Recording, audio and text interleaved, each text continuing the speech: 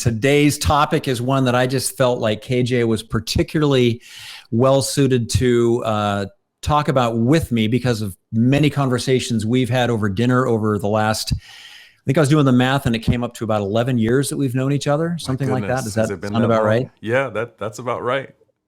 That's really cool. Yeah.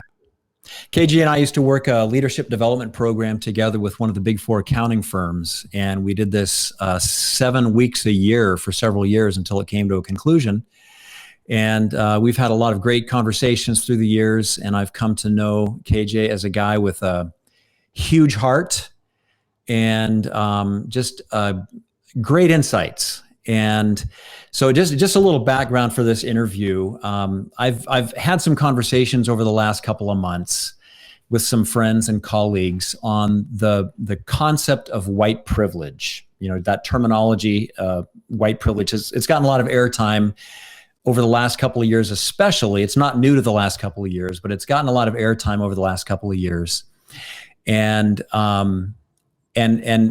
I have found that there's a lot of defensiveness around that term, white privilege. KJ, I'm assuming that that's been true for you as well. Oh, yeah. Yeah. Oh, well, I can honestly say that I've had defensiveness around the idea of privilege altogether. Yeah. And I've had to do my own work around understanding what that means for me. Yeah. So I'm looking forward to getting into this conversation. Just a little bit more context. I asked KJ a couple of weeks ago, or no, I guess it's probably a couple of months ago now, if he would be willing to have an interview with me on this topic, because I think it's so important. In some ways, it's such a simple concept to understand, but in other ways, it feels for so many people to be such an inflammatory idea, partly because we misunderstand what we mean by the term white privilege. And also because in this politically charged environment and in this racially charged environment, we misrepresent it sometimes unintentionally, and I suspect sometimes intentionally. Mm-hmm. So we'll kind of get into that over the course of our conversation as well. I want to talk about the concept of white privilege, but I also understand that that's a term that you're not all that excited about using anymore. And I wonder if that is because it is sort of a subset of the idea of privilege overall, or is it because it tends to be kind of off-putting for people who maybe kind of get scared a little bit by the terminology and assume that it means something that it doesn't mean? Or what would you say about that? Well, it's definitely become a loaded term. It's right up there with God to me. Yeah. If you say anything about God, the first question people will begin to ask you is, so what do you believe? Who do you believe God is? And what do you think, and right. There's so many possible points of view about it that it's difficult to have a conversation because you can't speak on it on a level playing ground. And yet it is driving the discomfort that is necessary to create change. Mm-hmm. So it's somewhat of a paradox. I don't like a lot of the language that is emerging now, but I think that's language, right? That's language for us. It's never comfortable to change how we talk about things. Right. We're comfortable with the language that made sense to us from 20 years ago because that's what we learned and that's what we're familiar with. So I am uncomfortable with the idea of privilege as a point of transformational conversation. Mm-hmm. It's difficult. And it poses more, I think, detracting qualities to it than adding additive qualities to it. But I think it is useful in the process that we're in right now to make everyone uncomfortable and make everyone consider what our privilege is. Okay, yeah, that totally makes sense. I mean, I've heard. For years, I've heard the concept of, that people in some of the kind of more helping professions, I guess you could say, are there to comfort the afflicted, but also to afflict the comfortable. Mm-hmm. And a part of that is having conversations using terminology that is uncomfortable for us. So maybe there's a sense in which we can back up a step and say, okay, is the terminology itself what's making us uncomfortable, or is it what it represents that's making us uncomfortable? Absolutely. Yeah. So, is there another term that you would prefer to use, or should we use that term Let's and stick just with that one. I recognize mean, that it's less than perfect? yeah, let's stick with that one. I think there's some nuances that I like to weave into the conversation, but I don't want to take away from the idea of privilege as a key word in our conversation today. It is Okay. important for us to make that word at the forefront. There are Yeah. other elements that I think of, and it's emerged over time as we've talked about privilege, and it's the idea of influence. Hmm. Now, we can't have influence without that privilege. So if I don't have, uh, let's say a dark skinned version of me might have less privilege in the world. Hmm. A 5'4" version of me might have less privilege in the world. Hmm. But because I have a 6'1" and I'm a light skinned guy, and I speak articulately, as the phrases sometimes say, he's so articulate, uh, those lend me advantages and win me credibility in an environment that is dominantly white. Yeah. So in that way, I have because of my privilege, I have influence, Hmm. and my influence has been used to help drive DE&I initiatives at organizations where they have originally hired me as an executive coach.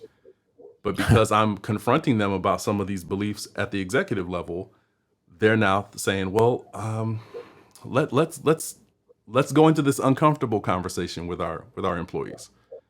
Yeah. So there's a way I can leverage my privilege into influence.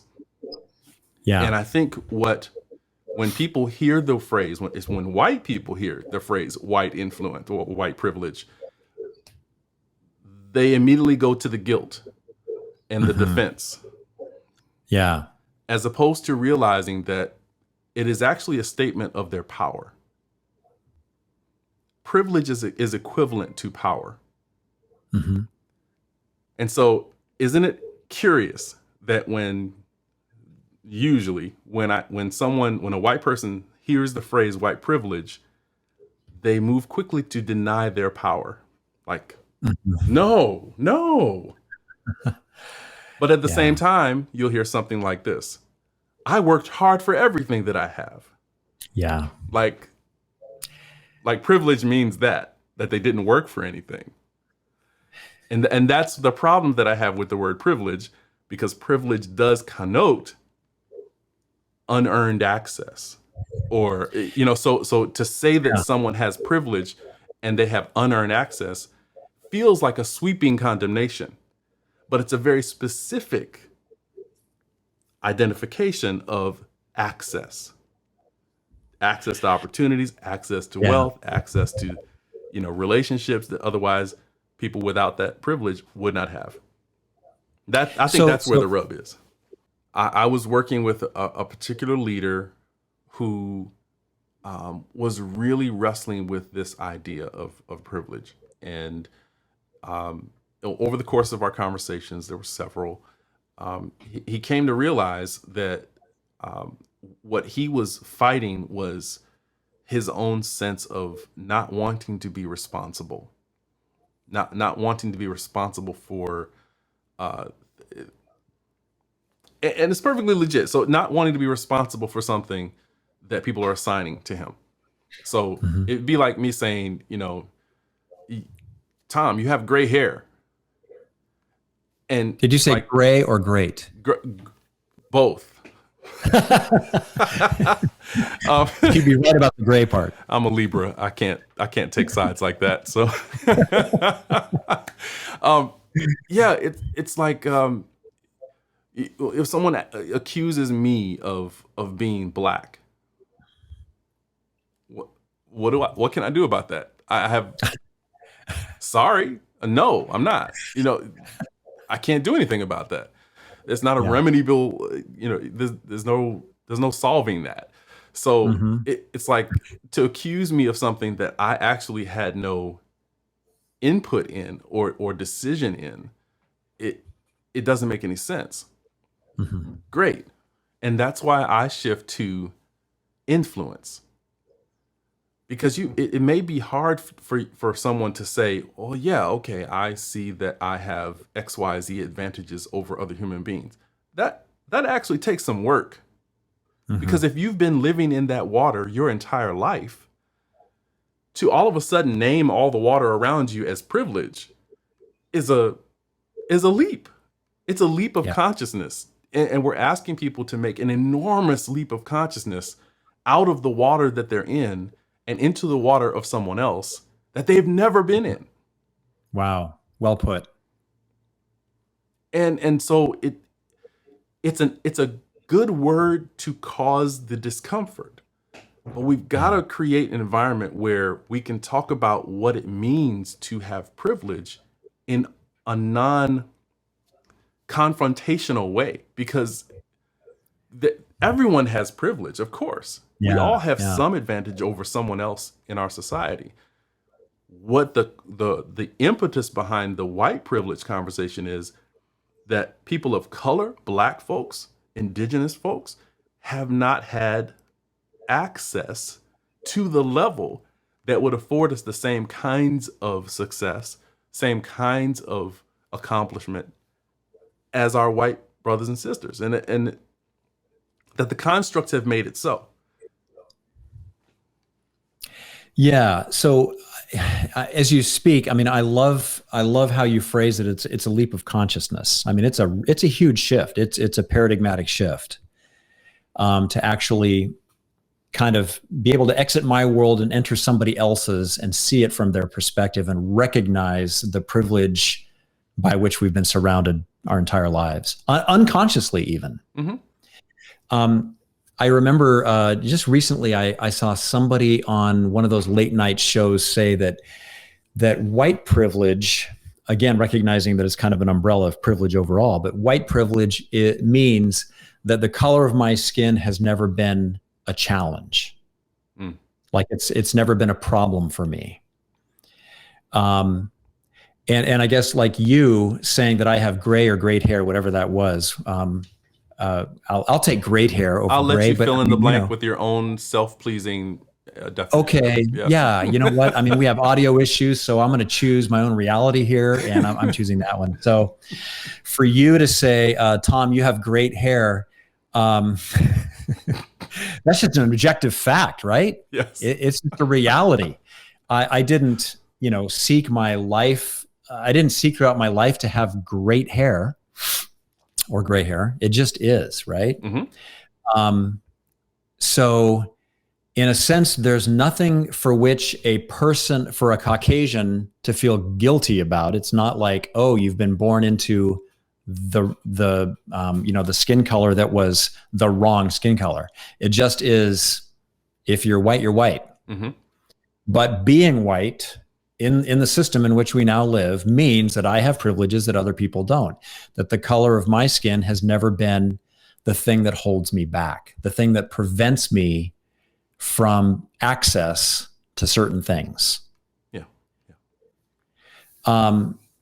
So, somebody once said that every point of view is a view from a point. And I love that. And that makes me think of the way that you say getting out of my world and into somebody else's to see what their point of view is. So, in the clearest ways possible, how would you describe what we call white privilege? Like, how would you kind of pare it down to its most basic realities? And I'm wondering if you would be willing to share personal examples from your own life, or from the life of your children, even that would illustrate what that looks like for you. I had an experience yesterday. Now, Chicago has just opened up.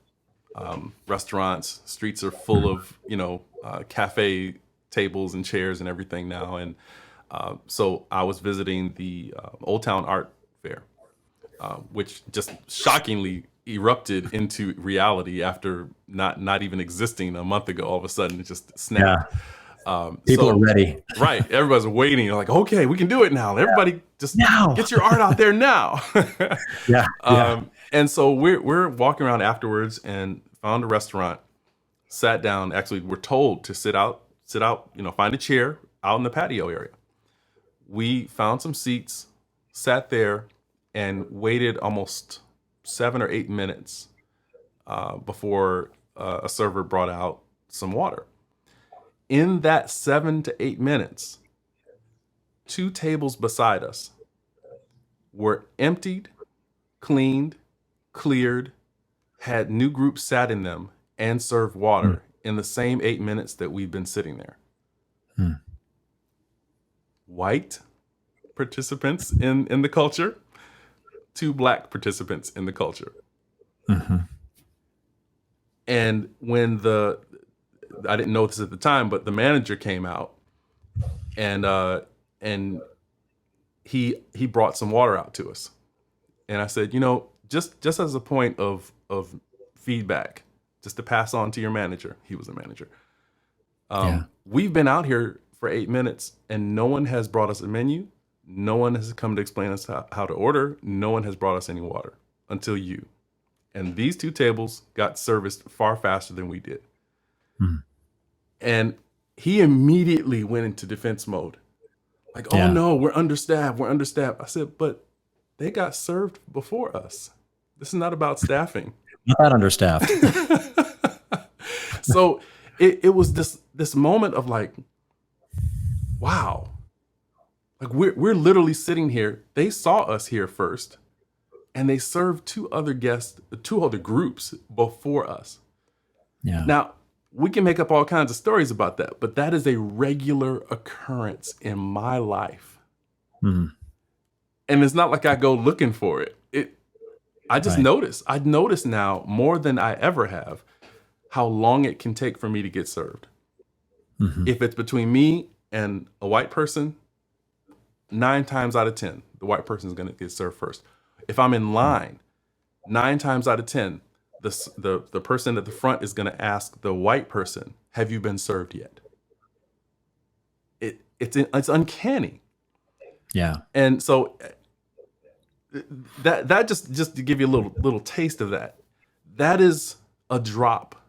That's a very low impact, no blood drawn,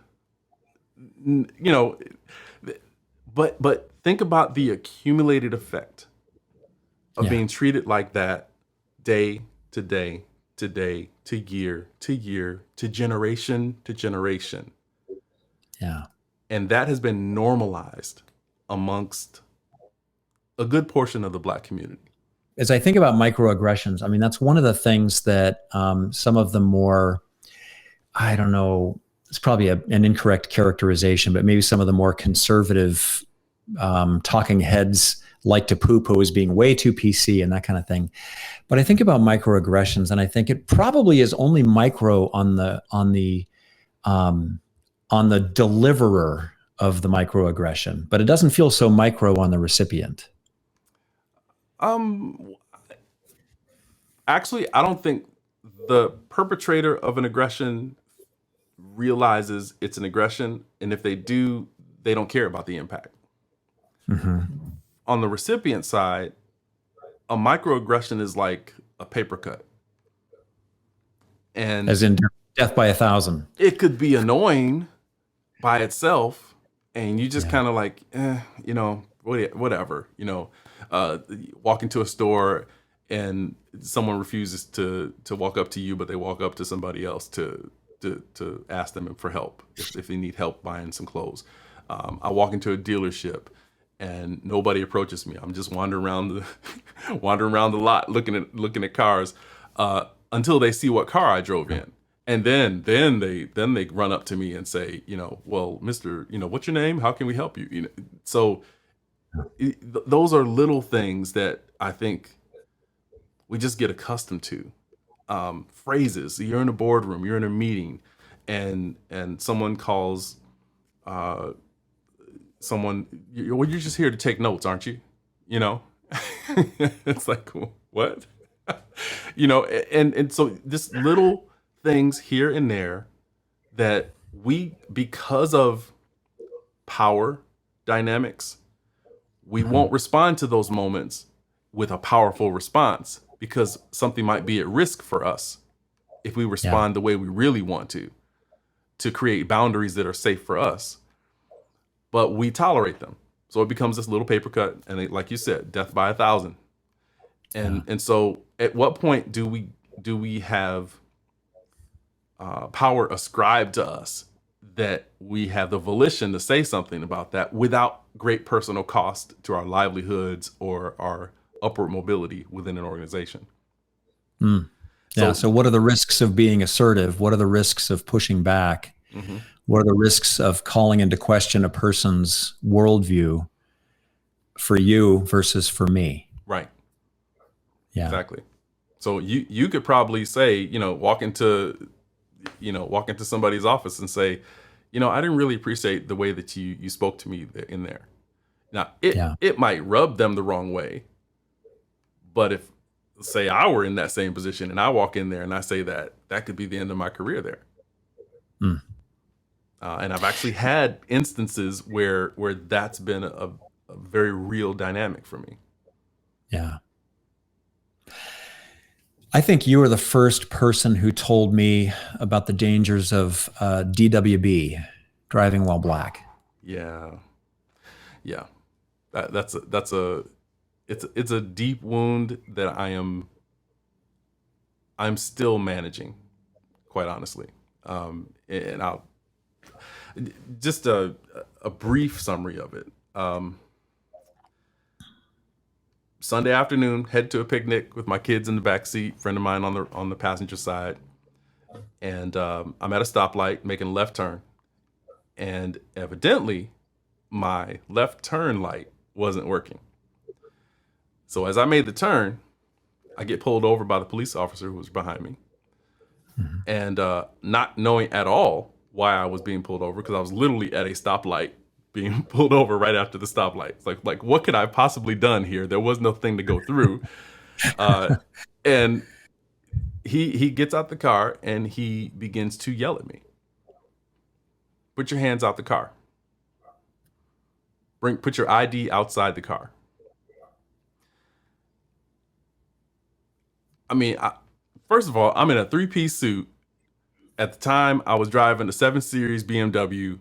My kids were in the back, fully church clothed, to the T, and my friend was dressed in a suit as well. It was just it just felt like, what? Wait, what? So I put my ID out the window. The guy comes up to the car. He continues to yell at me, put your hands on the steering wheel. No, well, officer, what have I done? Put your hands on the steering wheel. But tell me why did you pull me over? No, put your hands on the steering wheel. I'll tell you when I need to tell you. The whole time, man, gripping the steering wheel, tears in my eyes, scared, as 6 other police cruisers surrounded me and my family. I honestly still don't know why they actually pulled me over with all of that response. That wasn't warranted for a tail light, which I asked. So like, this is for a tail light? Because he finally did tell me your tail light's out. I'm looking at him like, why do you have six squad cars here for my tail lights? Are you not going to tell me why you've done this to me? They walked around my car, found every little thing, like a little crack in my windshield. My license plate was dirty. I mean, I got 4 citations that day, and they kept my driver's license. I never understood why they treated me that way. Yeah. And to this day, when I see a police officer behind me, I have to check myself. And I mean, I know officers. I have officers who are friends of mine, and they tell me they don't know why that happened, but they know it does. Yeah. But I have very little trust in an officer in a car. If I know who they are, I can trust them. Yeah. But when I see a police officer, I cringe. And I feel like I have no criminal record. None. Yeah. if I am traumatized by police encounters, those who have had marijuana or possession charges, or they're on parole, or imagine what that Mm. feels like to have justification for being pulled over and not know what's going to happen. And then we see all the things that have happened over the last few years. They've been happening for decades, but we're seeing them now because of technology and video. Right. To see all those things happening now, and to realize that there doesn't have to be a reason. There doesn't have to be a reason to be pulled over. I could be jogging in my own neighborhood and get shot. Mm-hmm. I could be driving home from work, get pulled over, and end up dead. The most mundane things. Think about this. One guy gets killed because he's selling loose cigarettes. Strangled to death for selling Yeah. cigarettes. Mm-hmm. Another guy gets shot in the chest because he was selling CDs. Another guy declares, based on NRA principles, declares to the police officer, "Officer, I have a weapon, I have a license for it, and I can show it to you." And the officer opens fire on him. These are the dynamics, right? And so when you think of like privilege, how often does a white person have to think about stuff like that? I was last summer, in the middle of summer, I think it was, kind of at the peak of the nationwide Black Lives Matter protests. I was at the grocery store and I had on a T-shirt that said "I can't breathe." Just kind of like highlighting the last words of not only Eric Garner but a lot of other Mm-hmm. Mm-hmm. Black men and women and kids who have died at the hands of police, who said that as one of their last things. And I mean, for me to put on a T-shirt that says "I can't breathe" requires nothing, just putting it on. So I'm walking out of the store and a black man approaches me and he says, "Excuse me." And I didn't hear him at first. He says, "Excuse me." And I got his attention, or he got my attention, and I turned around and looked, and I said, "Yeah." And we were both masked up, of course, because, Mm-hmm. who wasn't? And he said, "I want to thank you for wearing that T-shirt. That really means a lot to me." And I said, I didn't know what to say. I'm like, how do I respond to a person who is thanking me for wearing a T-shirt, like that? And he's so sincere. And I say, "Well, of course, like, why wouldn't I?" Like I really didn't know what to say. Yeah. And so we got into a conversation. In the course of the conversation, he was so, you could see that it was so near and dear to him what he wanted to say. But he said, "When I was a kid, my dad sat me down and had the talk about police." And I'm not, my intention is not to paint police with a broad brush, and I don't think yours is either. But he said, "I had to have a talk about the police." And he goes, "And I have had to have the exact same talk with my kids. Every day they leave the house, I don't know what's going to happen. And I've had to have the talk. What do you do when you get approached by a police officer?" I have never had to have that talk with my son.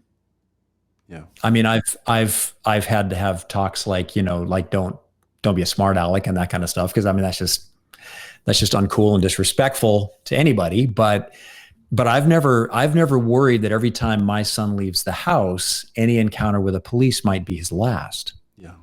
That's an example of white privilege.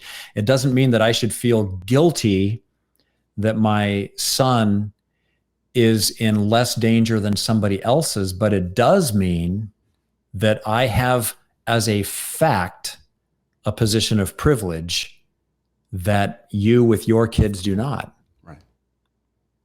Is that fair? Absolutely. It's and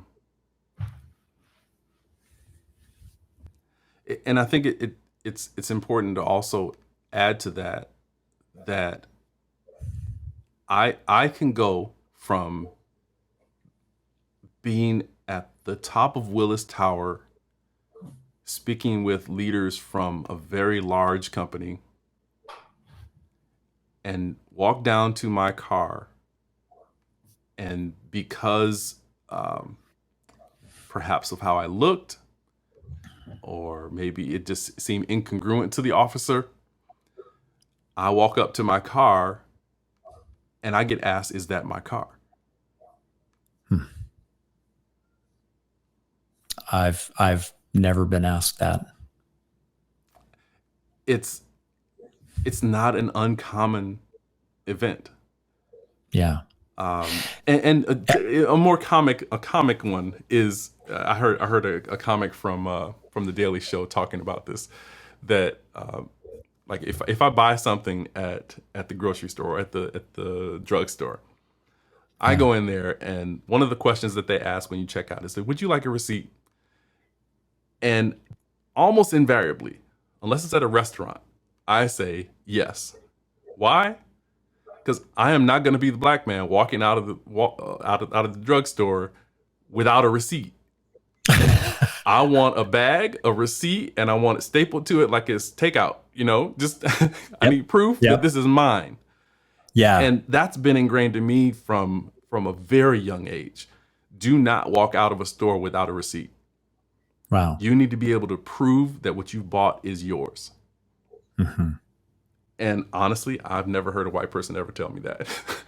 Tell me that they've had that same experience. I did not get the talk from my parents ever about that. And I have never talked to my son about that either. Now, he's married and has his own family, so I don't know what he tells his kids on those front, but I'm quite certain it's none of those things. Yeah.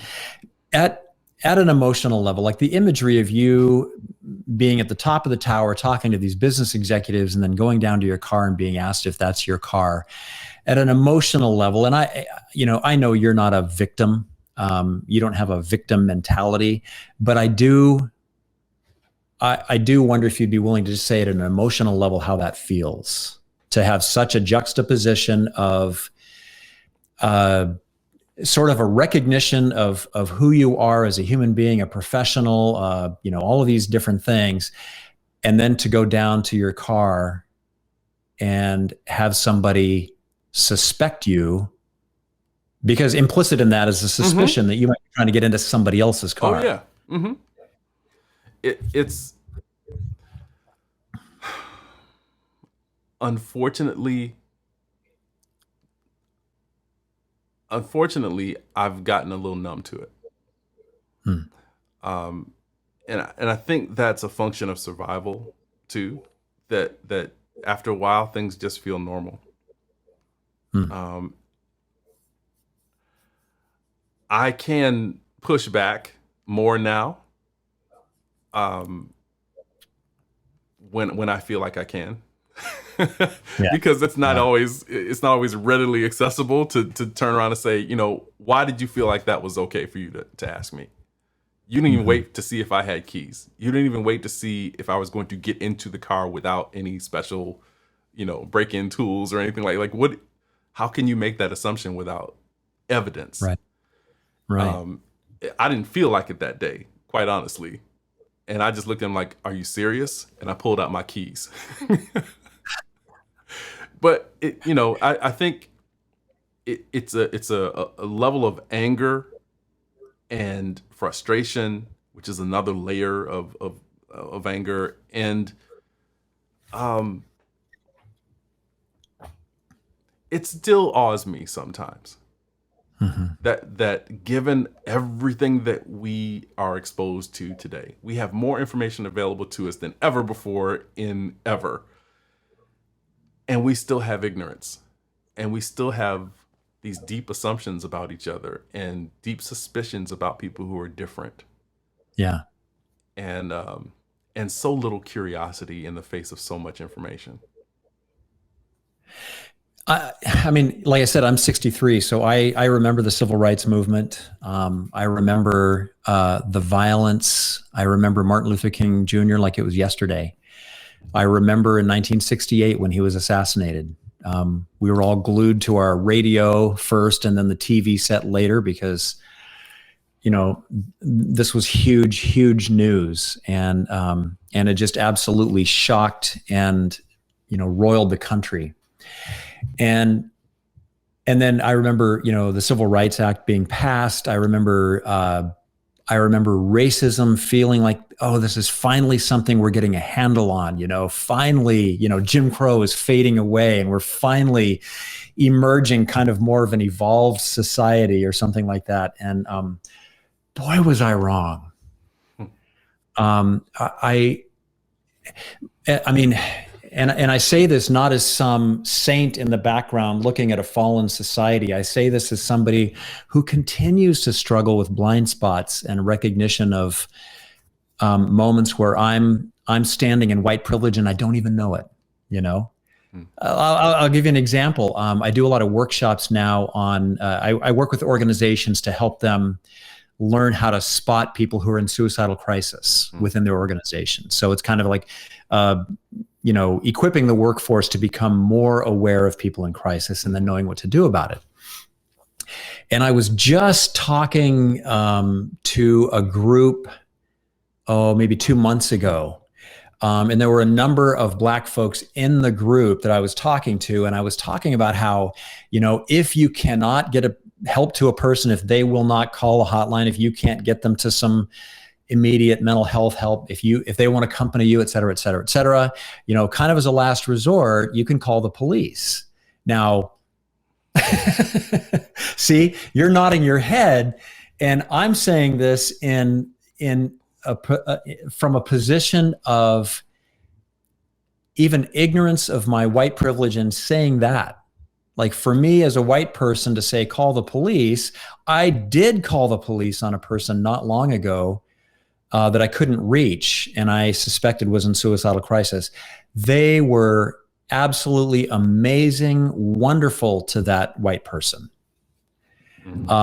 But immediately in chat and then in pushback on the Zoom call from this group, I was saying, oh, no, no, no, no, no, you do not call the police. And, this is something that I continue to wrestle with, something that I continue to try to come to terms with in my own life. But I don't know whether the last few years, whether I struggle with this, and I'm sure you've got an opinion about this, whether racism has increased or whether cell phones have just been recording it more, or whether people have felt empowered and emboldened, which I suspect it is, to kind of come out from under the rocks or out of the shadows and, kind of wave that flag proudly. But it's been pretty disheartening. It's been pretty disheartening to see. I think it's all of the above. It's always been there. It has been emboldened, and we are seeing it more. And that is a crazy combination. But just as we said at the beginning of our conversation around the massive consciousness that we demand of people when we say, check your privilege. Yeah. It's like, see your shadow, or see your blind spot, Right. Of course, that's going to erupt in an angry response because you're asking someone to do something that they don't actually know how to do. Yeah. Without the requisite education. Yeah. So there's a lot of to me there's a lot of burden that's placed, and rightfully so. And yet at the same time, that burden has to be met with compassion to support that emergence. Because what we're seeing is, people are behaving in more racist, emboldened racist ways. Yes, we are recording it. Yes, we are naming it more, and we're a much more conscious society around these things. With that comes a burden. The consciousness isn't just for consciousness sake. The consciousness is to take action, to do something about it. And just as in any process of grief, there's resistance at first. There's like, wait, hold on. This isn't happening. This isn't really happening. We aren't being accused of all this, are we? We're being accused of everything that our forefathers ever did, all the way back to Washington, to Ben Franklin, to Hancock. Just Yeah. everybody who was involved in Declaration of Independence was racist, right? Well, that's a very difficult thing to say. First of all, the definition of racism has been evolving. The definition of race was a construct in the first place, used to subjugate people who were different. Yeah. It was also used to unite white people who are of different European backgrounds. It's too nuanced to be that black and white. It's too nuanced to do that. And instead of looking at our relationship as a culture in that black and white, no pun intended, way, if we all did DNA tests, if we all did a 23andMe, what are the odds that most white people have some black in them? I do. Yeah. I'm literally 45% European. We don't evaluate each other that way, though. Right. It's easier to categorize us as black, white, Chinese, whatever. It's like it's easier for us to put those labels on each other. Right. Than it is for us to see the nuance that we all have. You were talking before about generation on generation stuff. It's all so recent. It is so recent. And like when my dad was growing up, he saw Civil War veterans in parades in his hometown in Nebraska. Civil War veterans. My dad saw them, Wow. When I was a kid delivering papers outside of Washington, D.C., there was a cover story. I was like 12 years old. And the cover story was this woman, it was an interview with this woman who was over 100 years old, who was describing hiding under her porch for fear of the Union soldiers that had come to her farm during the war. Wow. Like, that's like mind blowing. That's like yesterday, And even today in the South, they talk about the War of Northern Aggression like it's still being fought, and some people, not all Southerners, but I mean, some people still wave Confederate flags. Yeah. It's kind of mind blowing. It's so recent, even though it feels in some respects like such a long time ago. Yes, and there's there's a bit of I call it an argument or a position that I see a lot of black leaders and black activists taking around not wanting to be the educators in this environment. I feel that's an error. I feel it's an error because to me, it's like if I bring up a problem and I give you feedback on something, but I don't tell you how I want you to change, then that feedback is pretty much useless. Because I could leave it up to you to figure that out on your own, what change I want. But why would I do that? Yeah. And so to me, there's several layers to this, right? So we could talk about policy. That's one thing. We can ask for policy on policing. We can ask for policy on voting, policy on discrimination rights. And this is not just for people of color. This is for trans. This is for the indigenous folks. This is for people of different abilities, ableism, so to speak. And we can ask for all these policies, and that's very clear. What's harder and what is more transformative is asking the person in front of us to change and giving them feedback that says, hey, Tom, listen, I heard you say something in that last webinar about calling the police when someone's having a mental illness event. Let me show you a few things. And I'd send you an article about the kid in Minneapolis who was strangled to death basically because he was dancing by himself walking home from work.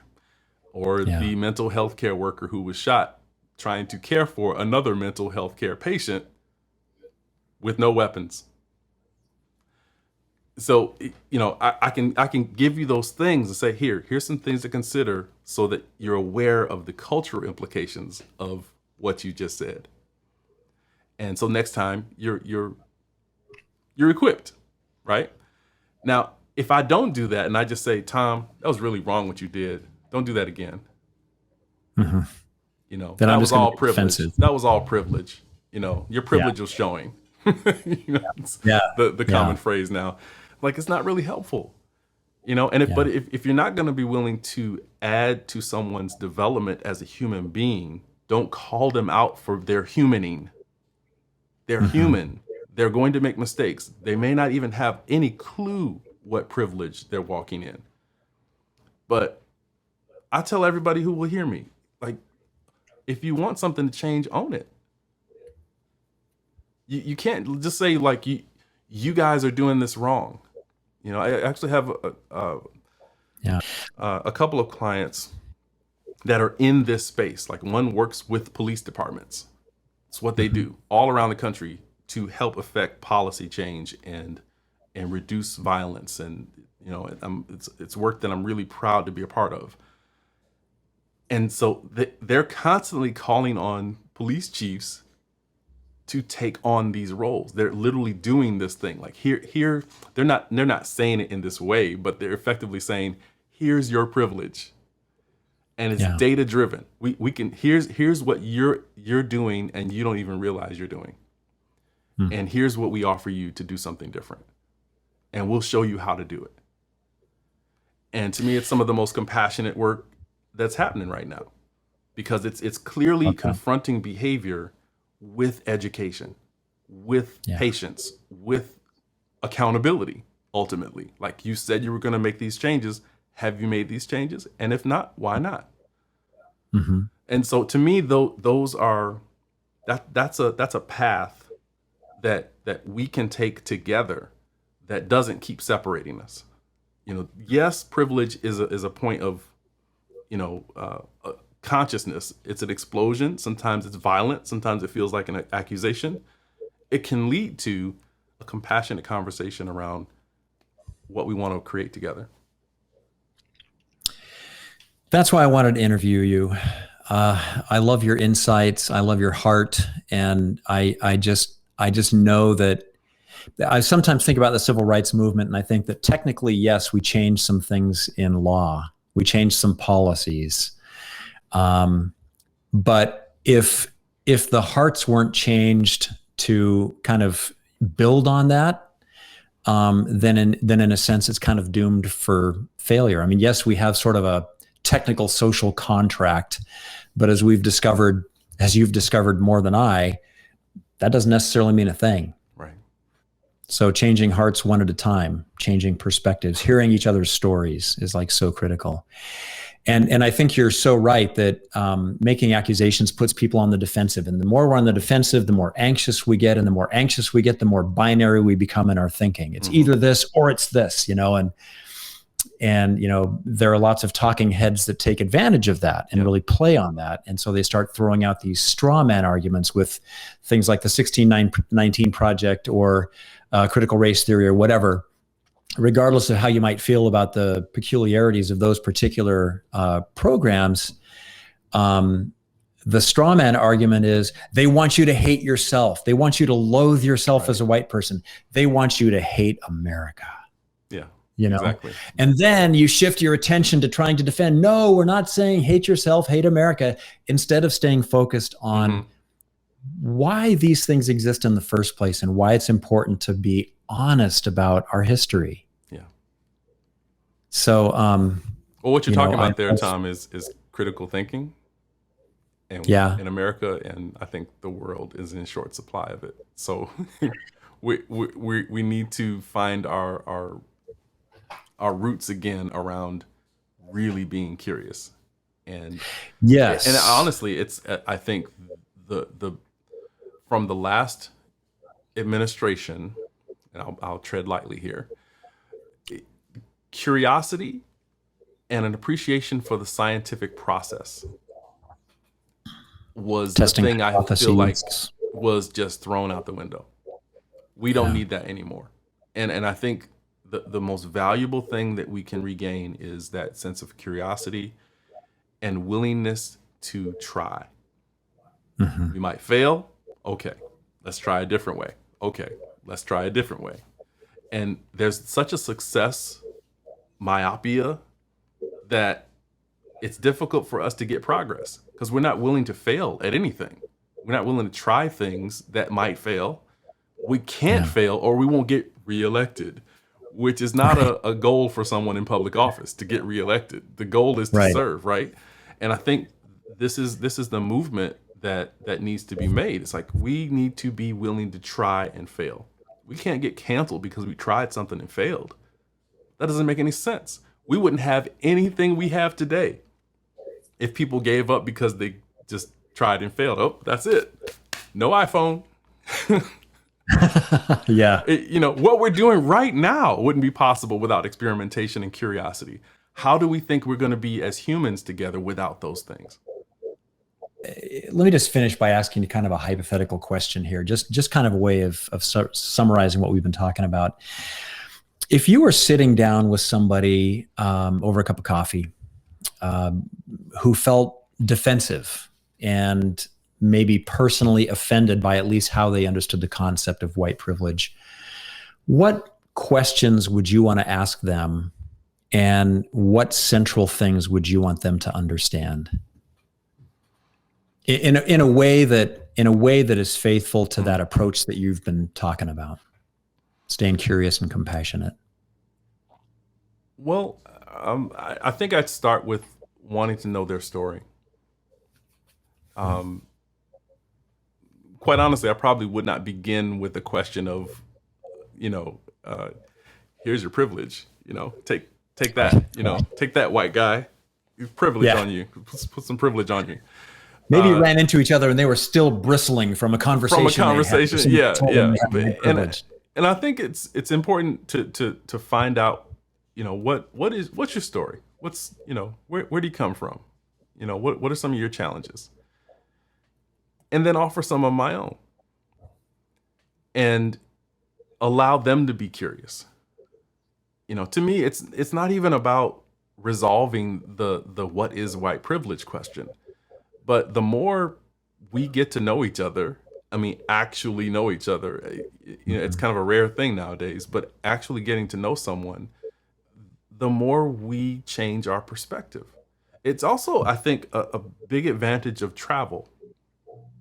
The more traveled someone is, the more accustomed to difference they can be. Now, travel is not always the same, So I advise travel to anybody who wants to, witness their difference and their privilege. But if you go travel to Hawaii and you stay in the Four Seasons, in the penthouse suite, and you go to the luau event that's being staged for you by the hotel, Right. you haven't met anybody at Hawaii. You haven't really connected with the culture. But if you go into the inland and you eat from some of the food trucks and you walk the sacred lands and you go into the temple of the gods, or just if you immerse yourself and you really are curious about that island, you will walk away changed.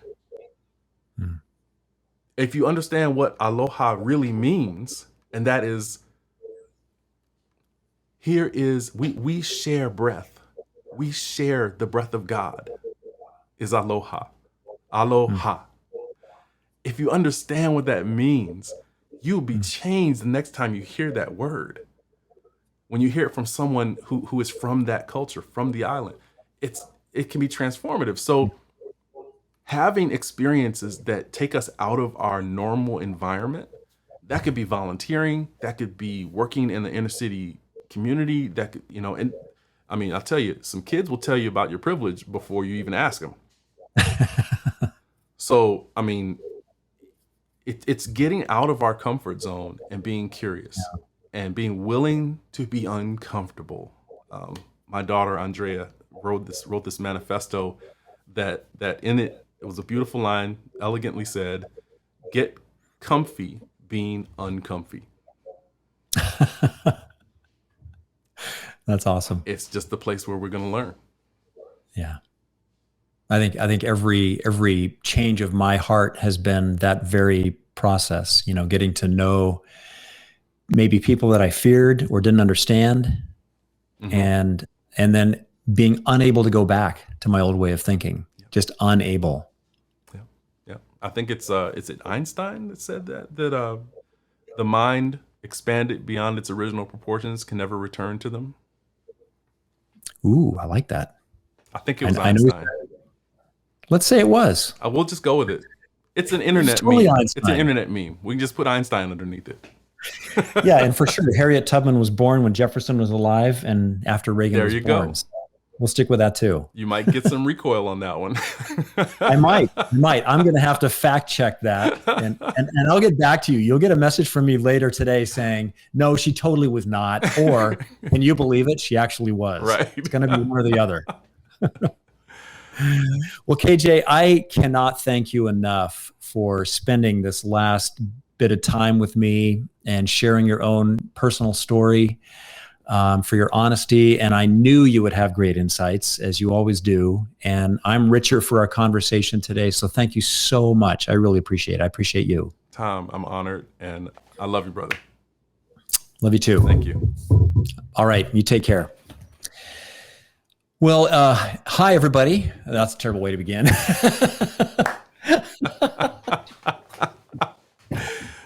Great icebreaker. Oh, I know. I'm a professional. Don't try this at home.